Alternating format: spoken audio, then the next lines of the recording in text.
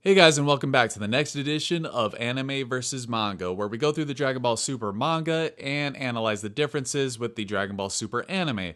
Today we're going through chapter 37 and analyzing the changes, or really in this case, the similarities, since there's so many differences in this particular chapter. So before we get started, I want to invite everybody to follow my Twitter. The link is in the description for that, as well as subscribe to the channel.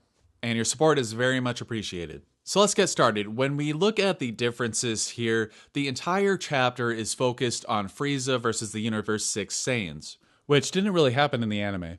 So really, when you look at it from the story perspective, the entire thing is different in terms of who's fighting who, as well as Kale and Caulifla's relationship, as well as a couple minor things here and there.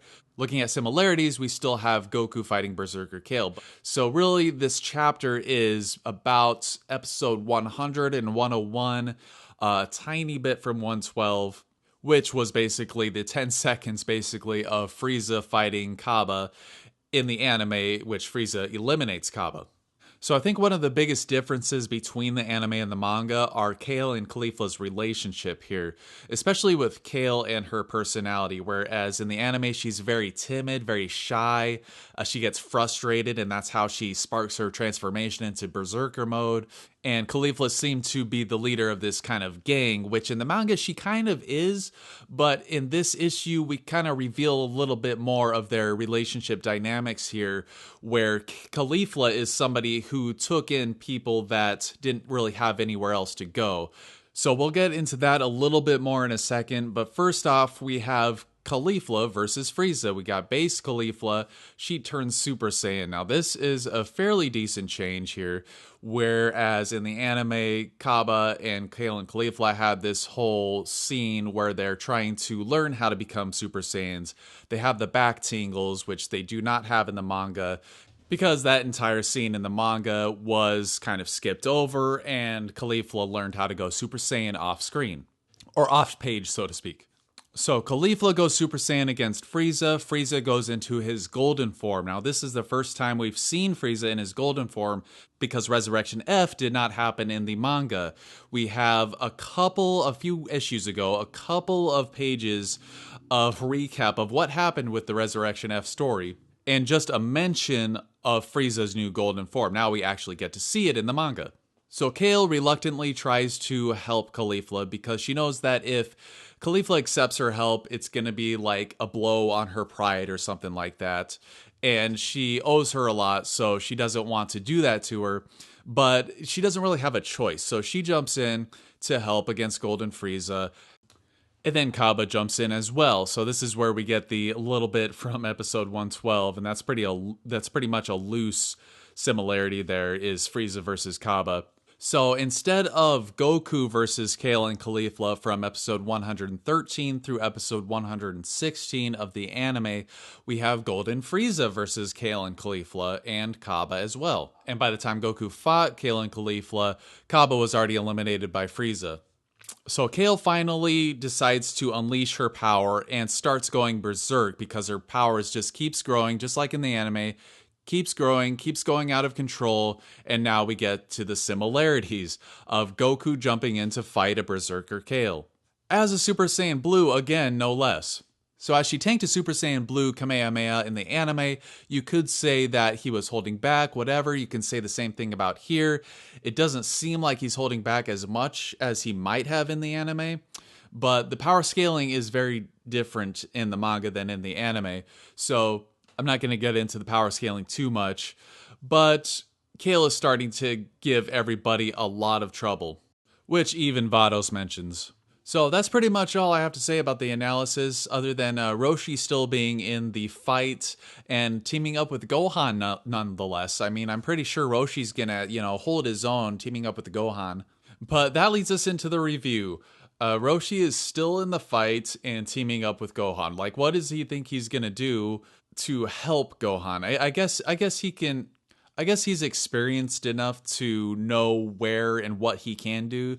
So that's going to be interesting to see if we see it at all. In terms of this chapter, the pacing is just all over the place with the manga in general. Like last issue, everything was super, super rushed. In this issue, they decided to focus on Kale and Caulifla so much. And while I did appreciate the character developments and fleshing out of their characters, I do feel like we sacrificed Krillin, Tien, 18, and Piccolo and any possible character development or moments for them to get onto these newer characters, Kale and Caulifla, which Kale has been stated to be in existence because of Broly, but which she does look way better in the manga than she did in the anime. But it definitely could have been done a lot better. Like, it's such a small thing to focus an entire chapter on with Golden Frieza versus the Saiyans, which is fitting. Like, Frieza should, he hates Saiyans, so naturally he would pick out the Saiyans to go pick on, which I thought his tactics for fighting was kind of weird.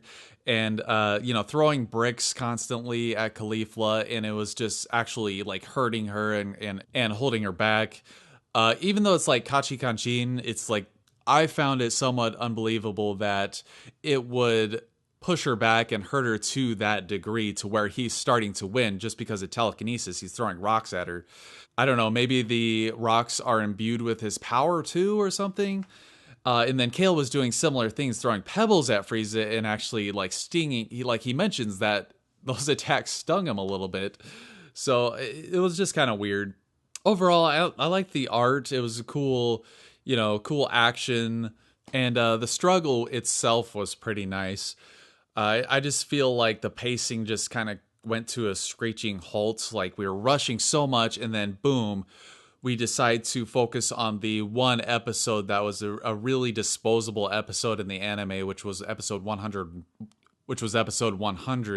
that I thought they would skip in this manga, but apparently they're going to devote an entire chapter to it.